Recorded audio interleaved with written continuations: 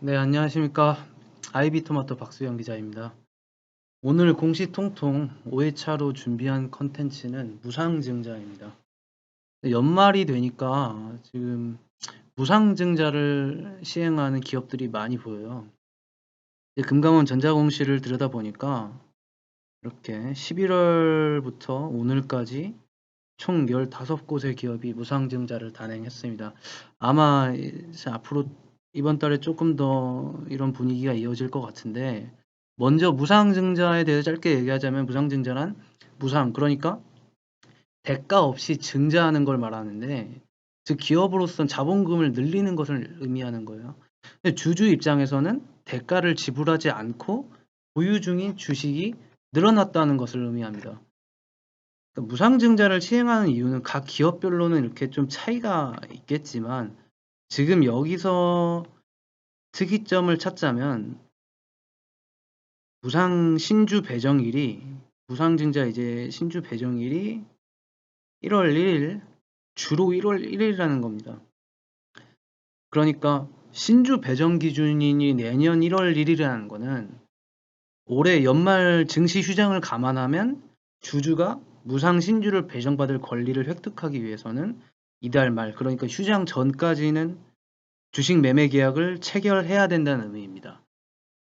아직 휴장일 발표 안 했죠. 9주 1주당 신주 배정도 여기 위헌양행인데 뭐 0.05주, 뭐 어딘 0.1주, 여기 코리안리는 0.2주, 뭐 이렇게 낮은 편에 속해요. 그러니까 내가 만약 이 회사의 주식 100주를 갖고 있다면 1주에서 한 20주 정도는 무상으로 받는다는 얘기입니다. 뭐 20주 정도면 그렇다 치는데 1주는 좀 너무 낮지 않나요? 주식을 하거나 좀 관심을 갖는 분들이라면 잘 아시겠지만, 일반적으로 상장 기업이 무상증자를 실시하는 경우를 보면 9주 1주당 0.5주 이상, 또 많게는 2주에서 3주, 그리고 심지어는 5주까지도 신주 배정을 합니다. 이걸 지켜봐온 투자자라면 저렇게 낮은 비율의 무상증자는 왜 하는 걸까? 그런 생각이 들 수밖에 없을 거예요. 자, 그러면 이 지금 11월 달부터 오늘까지 무상증자 소식을 알린 기업들 중에서 우리나라 국민이라면 누구나 한 번쯤 들어봤을 유한양행을 한번 보도록 할게요. 제가 지금 유한양행을 좀 고른 이유는, 유한양행이 원래 무상증자로 굉장히 유명한 회사입니다. 여기가 1962년도에 코스피 시장에 상장을 해서 63년에 무상증자를 처음으로 단행을 했습니다. 그 이후로도 꾸준히 무상증자를 시행해 왔어요. 뭐 보자면 작년에도 이렇게 했고, 재작년에도 했고, 2019, 2018, 2017, 2016 꾸준히 무상증자를 실시를 해왔습니다. 유한양행 올해도 여느 때와 같이 무상증자를 실시합니다. 이번에는 340만 7,181주의 신주를 찍어낼 예정인데요. 유한양행의 총 발행 주식 수는 현재 보통주는 7,323만 1,476주고요. 우선주는 118만 940주입니다. 무상증자는 보유한 주식수 대비 몇 주를 줄 것인가 하는 이 비율이 굉장히 중요한데, 이번 무상증자는 1주당 0.05주를 배정을 합니다. 이번에 좀 특이점이 있다면은, 이번만은 아니긴 한데, 우선주를 갖고 있는 경우에도 0.05주의 신주를 배정합니다. 그러니까 즉 보통주든 우선주든 유한양행의 주식 100주를 만약에 갖고 있다면 신주, 그러니까 보통주 5주를 배정받을 수 있다는 얘기입니다. 1주를 배정받으려면 20주가 필요하고요. 사실 앞서 말했다시피 이 정도 비율이면 그렇게 높다고는 볼 수 없는 수치예요. 따라서 주가에 미치는 영향도 거의 미미하다고 보이고요. 가령 1주당 1주의 신주를 주는, 그러니까 100% 무상증자 같은 경우에는 총 발행 주식 수가 2배 늘어나는 것이기 때문에 주가가 영향을 크게 받죠. 하지만 유한량의 무상증자 신주 규모는 총 발행 주식 수 대비해서, 그러니까 자사주 제외한 보통주와 우선주 합계 대비해서 그게 5%밖에 안 됩니다. 5%도 안 됩니다. 총 이거 계산을 해보면 4.65%거든요. 자, 그러면 매년마다 마치 연말 이벤트라도 하듯 꾸준히 무상증자를 시행한다는 점, 그리고 무상증자 비율이 매우 낮다는 점, 이 두 가지를 통해서 우리가 알 수 있는 것, 우리가 지혜 짐작할 수 있는 것, 이게 마치 배당의 성격을 띠고 있다는 점이죠. 실제로 유한량의 무상증자를 두고 배당형 무상증자라고 그렇게 부르기도 합니다. 그렇다면 왜 굳이 배당이 아닌 무상증자의 방식을 고수하는 걸까요? 일단 무상증자와 주식 배당은 일단 재원, 그러니까 활용하는 재원에 있어서 좀 차이점이 있는데, 무상증자 같은 경우는 자본잉여금과 같은 자본 준비금을 활용을 합니다.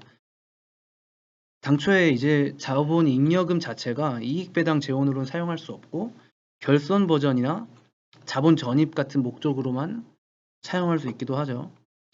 반면에 주식 배당은 자본 준비금이 아닌 이익잉여금을 이용하는데, 이익잉여금이란 기업이 영업활동이나 재무활동 등을 통해서 벌어들인 자금에서 각종 비용을 빼고 남은 돈을 말합니다. 그러니까 이게 기업 입장에서의 차이점이고, 주주 입장에서는 가장 큰 중요한 핵심인데 바로 세금의 차이가 있습니다. 현금 배당을 받을 시에는 일단 배당을 이제 주식 거래를 하면서 배당을 받아보신 분들은 알겠지만, 국내 상장 기업에 주식 투자를 해서 배당을 받으면 일단 소득세 14%, 거기에 지방소득세 1.4%를 더해서 총 15.4% 세율을 적용, 그리고 그 세금을 원천 징수한 뒤에 나머지 금액을 입금받습니다. 그리고 주식 배당을 받을 땐, 현금 배당이 아니라 주식 배당을 받을 땐 해당 주식의 액면가를 기준으로 배당받은 주식의 15.4%의 세율을 적용해서 세금을 냅니다. 그러니까 예를 들어서 주당 액면가가 100원이라고 가정을 한다면 만약에 10주를 무상증자를 통해서 배당을 받았어요. 그러면 이걸 계산해서 154원의 세금을 낸다는 얘기입니다. 그럼 무상증자는 어떨까요? 기본적으로 자본 준비금을 통해 무상증자를 실시하면 세금이 부과되지 않습니다. 이게 가장 큰 차이점이에요. 물론 이제 배정받은 신주를 장내 매각한다면, 장내에서 매각을 한다면 여느 주식 거래와 마찬가지로 거래세를 내야 됩니다. 이건 근데 다 해당되는 얘기니까 이게 배당과 무상증자의 가장 큰 차이점이라고 보면 됩니다. 주주 입장에서는 바로 세금이다, 세금의 차이가 있다, 이렇게 보시면 될 것 같고요. 그래서 마지막으로 유한량의 무상증자 일정을 간단하게 짚고 넘어가 볼게요. 무상증자는 가만히 있으면 주식을 배정받을 수 있기 때문에 일정이 복잡하지는 않아요. 다만 유한량의 주식을 배정받고 싶다 하는 투자자라면 이 일정을 어느 정도 알아둘 필요가 있습니다. 자, 여기 보시다시피 신주 배정 기준일이 1월 1일입니다. 1월 1일이 곧 무상증자 신주를 배정받을 수 있는 그 주주 명단을 확정하는 날이라는 뜻이에요. 그리고 그러니까 저기 아까 말했다시피 저 올해 휴장일을 감안하면 휴장일 전, 그러니까 대략 아마 이제 저희 날짜가 올해 말이 12월 31일 이제 토요일이니까 30일이나 뭐 그쯤에서 휴장이 확정될 것 같은데, 그 뜻은 휴장일을 감안해서 한 28일에서 29일 그 전일 수도 있고, 공식적으로 증권거래 업무를 하지 않는 휴장일 전에 유한량인 주식을 매수해야 무상증자를 통해 신주를 받을 권리가 생긴다는 뜻입니다. 그리고 신주의 상장 예정일이 2023년 1월 20일이죠.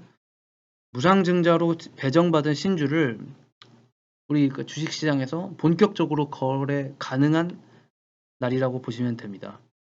자, 그래서 오늘 무상증자가 그런 어떤 주주 환원 차원에서 배당의 성격을 갖고 단순히 뭐 자본금을 늘린다 이런 차원이 아니라 그런 배당의 성격을 띨 수 있다는 점. 유한양행 같은 경우는 이렇게 연말 이벤트라도 되는 것처럼 이렇게 시행을 하고 있다는 점. 그리고 마지막으로 유한양행의 무상증자 일정까지 이렇게 알아봤고요. 다음번에는 또 더 좋은 컨텐츠로 공시통통 찾아뵙도록 하겠습니다. 이상 여기까지 마치겠습니다.